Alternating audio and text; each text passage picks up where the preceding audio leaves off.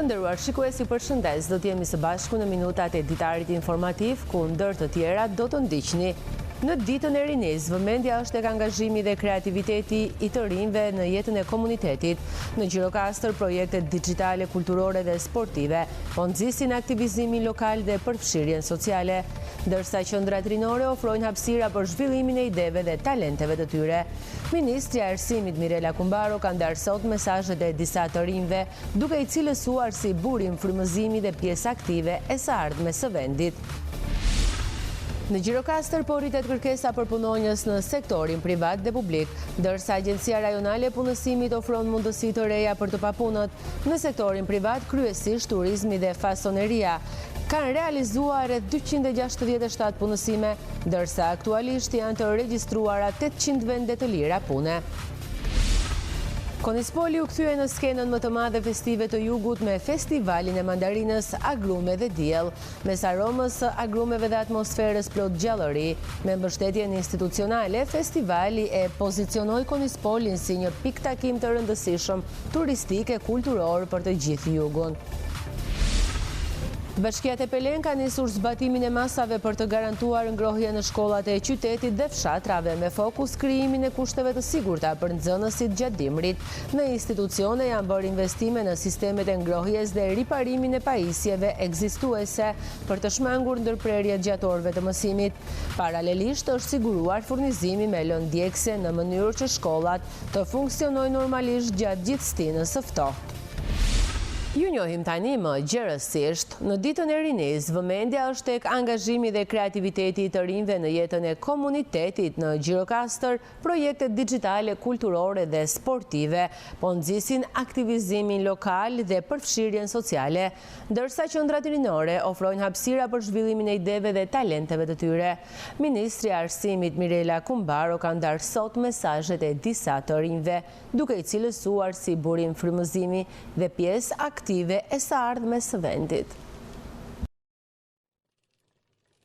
Në ditën kombëtare të rinis, vëmendja bie mbi rolin e të rinjve në jetën publike, shoqërore dhe institucionale të vendit. Ministria e Arsimit, përmes ministres Mirela Kumbaro, shpërndau mesazhe frymëzuese nga të rinjtë e Gjirokastrës. Çfarë emocioni japin të rinj gjirokastrit duke nderuar historinë përmes projektimit të së ardhmes së tyre në çdo klas, bibliotek, qendër kulturore, laboratore, hapësirë komunitare, janë burim frymëzimi nga Gjirokastra me shumë dashuri për të gjithë shqiptarët në ditën e rinis, shkruan Kumbaro. Unë kam zgjedhur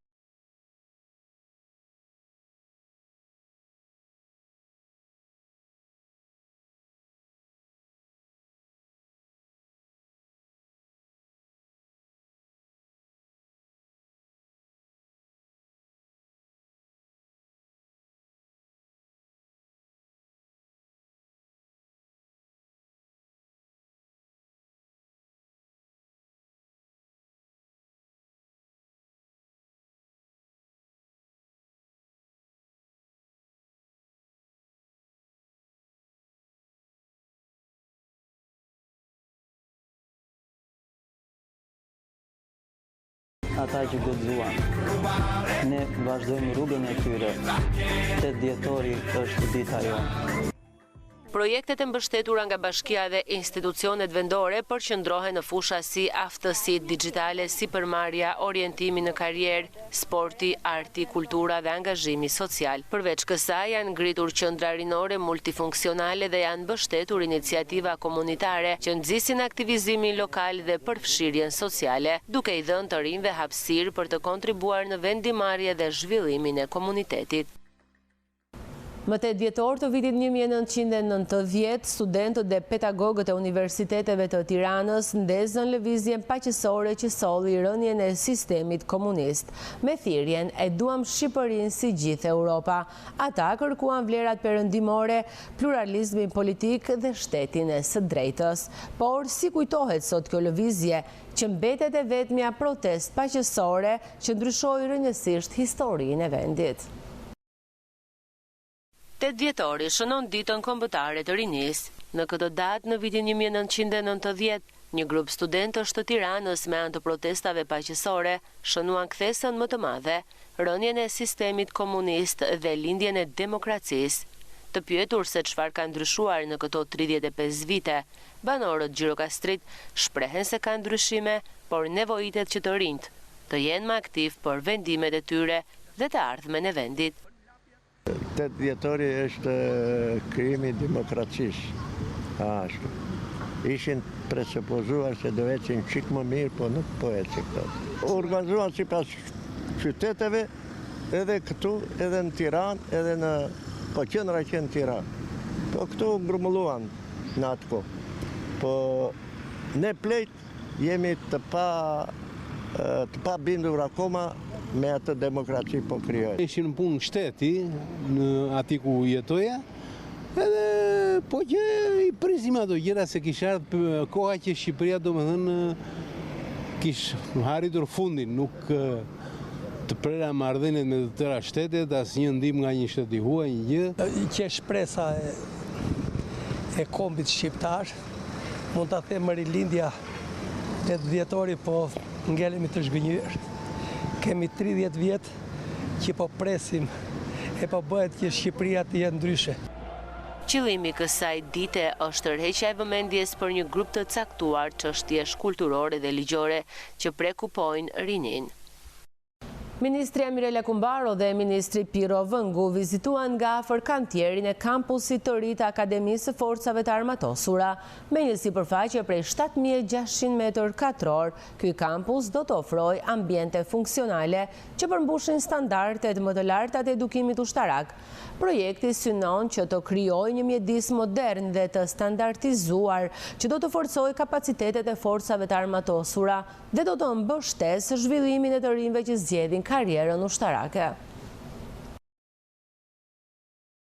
Ministri i Arsimit Mirela Kumbaro dhe Ministri i Mbrojtjes Piro Vëngu vizituan kampusin e ri të Akademisë së Forcave të Armatosura, një investim modern prej 7.600 m2 që ofron kushte bashkëkohore për formimin e profesionistëve të ardhshëm të forcave të armatosura. Kampusi i ri përfshin klasa të teknologjisë së lartë, auditor, laborator, poligon stërvitor, pishin, ambiente sportive dhe hapësira funksionale të standardeve të NATO-s, duke krijuar një mjedis të kompletuar akademik dhe profesional. Përveç se është një investim fantastik edhe për një ndër degët tona të zhvillimit që po merr gjithmonë më shumë rëndësi, praktikisht në sfidat globale që jetojmë, uniformën ushtarake që na duket deri diku si e panevojshme ose në margjina, le të themi, të pjesës tjetër të jetës të vendit, sot vjen gjithmonë më shumë në kryefjalë të tavolinave ndërkombëtare, edhe për shkaqe të sigurisë, por edhe për, unë do thëj, është dhënë një lloj shëndeti në edukimin e të rinjve, sepse rezultojnë që të jetë me i shëndetshëm edhe për thjesht individin. Por unë dua ta vë theksin në një tjetër element. Është një investim që i shtohet paketës së madhe të investimeve në sektorin e arsimit. Akademia ushtarake, aq më tepër kur shikojmë që ka një kërkesë në rritje, që do duhet të përgatitemi me këto investime dhe për ta zgjeruar ofertën për këta të rinj, sepse nuk është thjesht akademi ushtarake e mirëfill, por është edhe me profesione të caktuara, siç janë inxhinierit apo siç janë ekonomia, të cilat shërbejnë në një farë mënyrë në kryqëzim të jetës civile me, le të themi, aktivitetin e forcave të armatosura.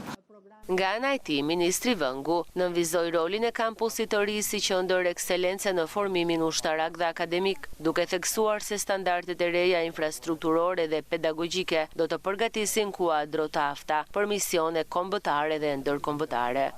Jemi në kushte ku praktikisht 80% e punimeve të infrastrukturës kanë mbaruar. Praktikisht kemi një situatë ku kemi një numër shumë të madh aplikimesh çdo vit. Ky vit ka pasur një numër rekord, 1630 aplikime vetëm për 80 vende, 80 kuota. Dhe është ndoshta institucioni i arsimit të lartë që ka pasur rritjen më të madhe. Synojmë të akomodojmë praktikisht sipas kalendarit që kemi, ministre, në muajin shkurt praktikisht godina do jetë gati për të akomoduar bachelorët dhe masterat. Ky investim konsolidon rolin e forcave të armatosura në edukimin e sigurisë kombëtare dhe vendos një standard të ri për arsimin ushtarak në Shqipëri si pjesë e vizionit të integrimit euroatlantik dhe modernizimit të institucioneve të mbrojtjes. Lëvizja në pikën kufitare të KKV-s pritet të vështirësohet përsëri sot, teksa fermerët grek hynë në ditën e 8 të grevës së tyre dhe paralajmërojnë bllokim 3 orësh të aksit KKV Janin. Sipas njoftimit të autoriteteve greke, rruga do të jetë mbyllur nga ora 18 deri në 21 në zonën e Kallpaqit, ndërsa do të lejohen vetëm mjetet me emergjenca shëndetësore. Situata pritet të ndikojë në fluksin e udhëtarëve që vetëm në 24 orët e fundit kanë kaluar mbi 4.000 shtetas dhe rreth 1.500 mjete në këtë pikë kufitare. Qytetarëve ju sugjerohet të planifikojnë udhëtimet në fashat e tjera të orareve, pasi bllokimet e vazhdueshme të protestës po krijojnë vonesa për komunitetet në të dy anët e kufirit. Në Gjirokastër po rritet kërkesa për punësime në sektorin privat dhe publik, ndërsa Agjencia Rajonale e Punësimit ofron mundësi të reja për të papunët. Në sektorin privat, kryesisht turizmi dhe fasoneria, janë realizuar rreth 267 punësime, ndërsa aktualisht janë të regjistruara 800 vende vakante. Gjatë këtij nëntëmujori, Agjencia Rajonale e Punësimit në Gjirokastër vijon ndërmjetësimet mes punkërkuesve dhe bizneseve, duke shënuar rritje të punësimeve kryesisht në sektorin privat. Sipas të dhënave zyrtare, janë realizuar rreth 267 punësime në sektor si turizmi, fasoneria, shërbimet dhe aktivitetet të tjera private që kërkojnë fuqi punëtore. Kemi realizuar ndërmjetësime 267 deri më tani. Normalisht jemi në realizim të objektivave vjetor. Patjetër që sektorët të cilët janë më të suksesshëm në një qytet si Gjirokastra është sektori i turizmit, sektori përpunues, rroba qepësia, prodhimi. Pra këta janë sektorët të cilët është e mundur të zihen vendet vakante të cilat shpallen pranë zyrave të punës. Drejtoresha e Agjencisë Rajonale të Punësimit në Gjirokastër, Marseda Xarba, sqaron se aktualisht janë të regjistruara rreth 800 vende të lira pune, ndërsa në bazën e të dhënave figurojnë rreth 700 të regjistruar si punkërkues. Megjithatë, procesi përballet edhe me refuzime nga ana e aplikantëve, kryesisht për shkak të pritshmërive për një punësim ndryshe apo interesit për t'u përfshirë në sektorin shtetëror më shumë se atë privat. Kemi vende të lira të shpallura më shumë se 800, por ndërkohë përpos 267 të cilat është bërë ndërmjetësim nga zyrat e punës, kemi dhe 700 persona të cilët kanë gjetur vetë nga këto vende të lira të shpallura pranë zyrave tona. Patjetër dhe kjo është një sukses, sepse në fund të ditës kërkojmë që të gjitha të vendet e lira të punës të mund të përmbushen nga persona të rinj të regjistruar pranë zyrave të punës. Sipas saj, agjencia vijon përpjekjet për orientimin e të rinjve drejt tregut të punës në qarkun e Gjirokastrës. Në kuadër të ditës kombëtare të rinisë, Ministria e Ekonomisë dhe Inovacionit Delina Ibrahimaj theksoi se qeveria ka në fokus mbështetjen e rinisë përmes punësimit dhe formimit profesional, përfshirë edhe programin pilot të garancisë rinore. Ibrahimaj sjellli në vëmendje përmes fakteve dhe statistikave rritjen e punësimit të rinjve, si dhe avancimin në ndjekjen e kurseve profesionale, përmes ndërmjetësimit programeve të nxitjes së punësimit dhe aftësimit profesional. Përgjatë 10 mujorit të fundit është mundësuar punësimi i 7.451 të rinjve deri në 29 vjeç, nga të cilët 612 përmes programit pilot të garancisë rinore, thekson Ministria. Gjithashtu, Ibrahimaj shton se 1.203 të rinj janë përfshirë në programet e nxitjes së punësimit.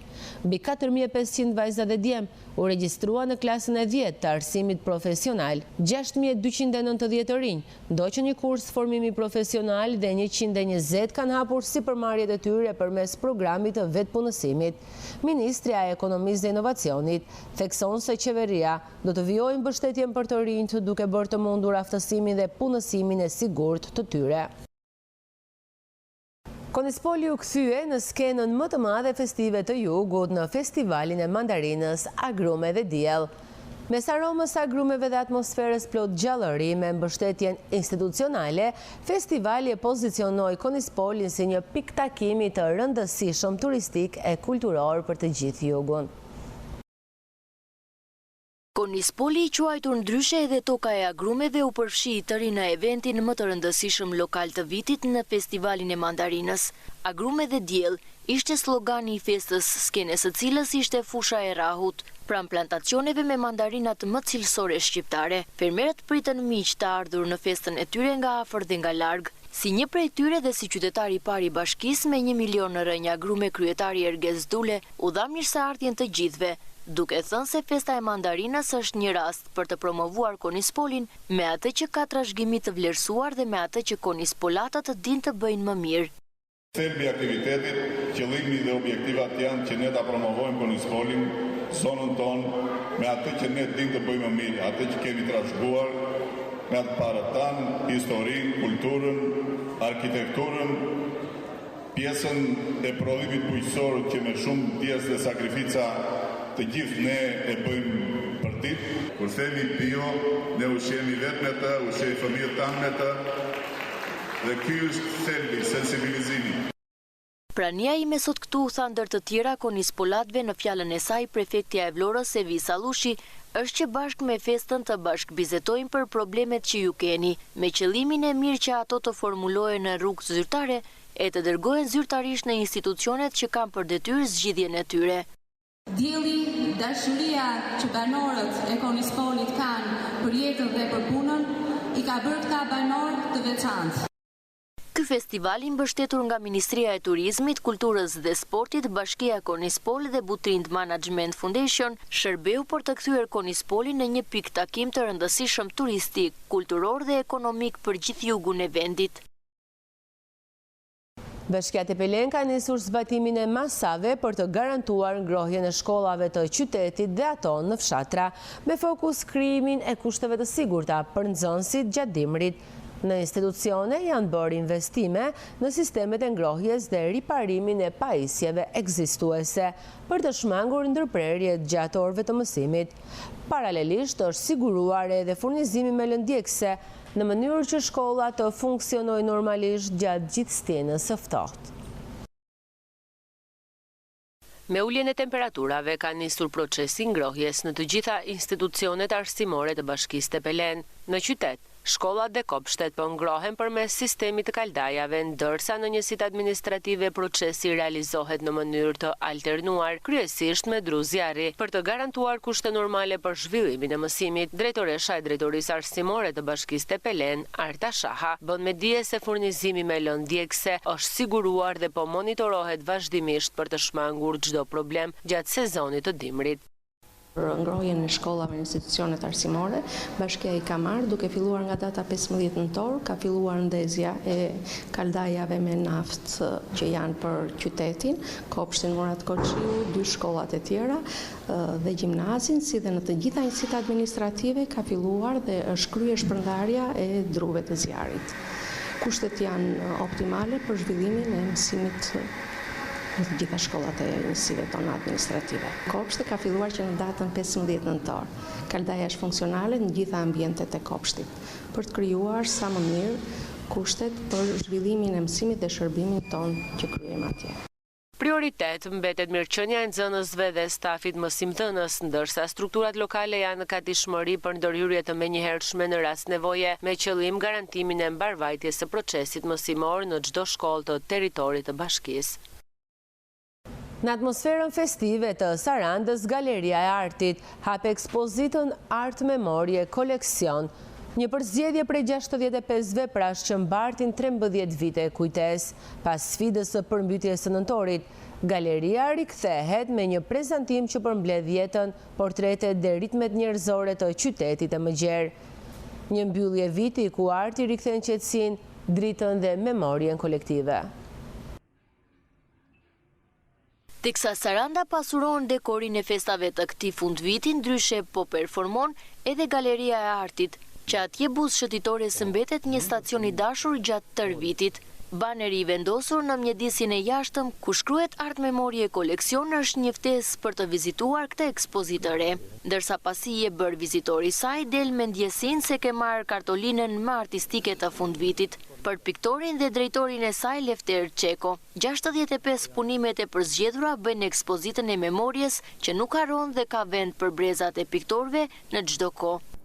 Si gjithmonë për fund viti, galeria jonë ndërton një ekspozit dhe kësaj radhe është një ekspozit e memorjes vlerave që ka grumbulluar galeria jonë ndër vite, që nga viti 2012 në përurimin e vetë, deri sot në ditën 2025 që brenda saj janë shumë koleksione që fillojnë nga ato punimet më të hershme të viteve 60, të viteve 80, të viteve 90 dhe të pas viteve 90 që janë vepra nga artistët tashmë të lirë që pikturojnë dhe jashtë kornizave të realizmit socialist. Qeko thot se kjo ekspozit ka edhe të veçantën tjetër se vjen pas kalimit të një momenti të vështirë që galeria kaloi me vërshimin e ujit të shirave të rrëmbyeshëm të nëntorit. Vizitori nuk sheh asnjë gjurmë të asaj që ndodhi, ndërkohë që merr kënaqësinë estetike nga punët më përfaqësuese që janë ekspozuar. Neve pas përmbytjeve të 2 javëve të fundit, me shpejtësi kemi kaluar ato vështërsi të momentit të ujit të shumë që ka hyrë në galeri, po me njëherë e vumë në eficiencë galerin tonë dhe me njëherë vizitorët ishin të pranishëm sikur mos kishte ndodhur asgjë. Veçohet se pragun e kësaj galerie kalojnë të gjithë grup moshat, nga ato të moshave të treta, që janë kryesisht turist apo rezident të huaj në Sarand. Për fëmijët thonë se janë një kategori e veçantë vizitorësh, që në mënyrë të pavarur apo të organizuar vinë sipas një programi bashkëpunimi gjithvjetor me shkollat. Është për të vlerësuar se në galerin tonë futen të gjithë grup moshat, vizitojnë me ëndje dhe me dashuri. Sidomos janë pjesë edhe nxënësit e shkollave, edhe fëmijët me prindërit e tyre. Pra vinë, marrin informacion, ju pëlqen të vizitojnë dhe kjo na bën krenar për qytetin ton artdashës, duke u nisur që nga familja, mësuesit dhe vetë nxënësit në mënyrë të pavarur vizitojnë galerin tonë. Në ekspozitën koleksion të mbylljes së vitit 2025 dhe pragu të një viti të ri, është bërë kujdes që të vinë punë të frymëzuara nga jeta, nga njerëzit që takoheshin duke ndëruar turnet e punës, te pastruesit, te portretet e heroinave dhe minatorëve, peshkatarëve, tek nënturmet e sotme të Sarandës dhe tek veprat e realizuara në klimën e lirisë së krijimit në pikturë e skulpturë. Të nderuar shikues, ishte gjithçka e përgatitur për këtë ditar informativ. Ju faleminderit për vëmendjen, shikim të këndshëm të programeve në vazhdim. Bashkë miru takofshim.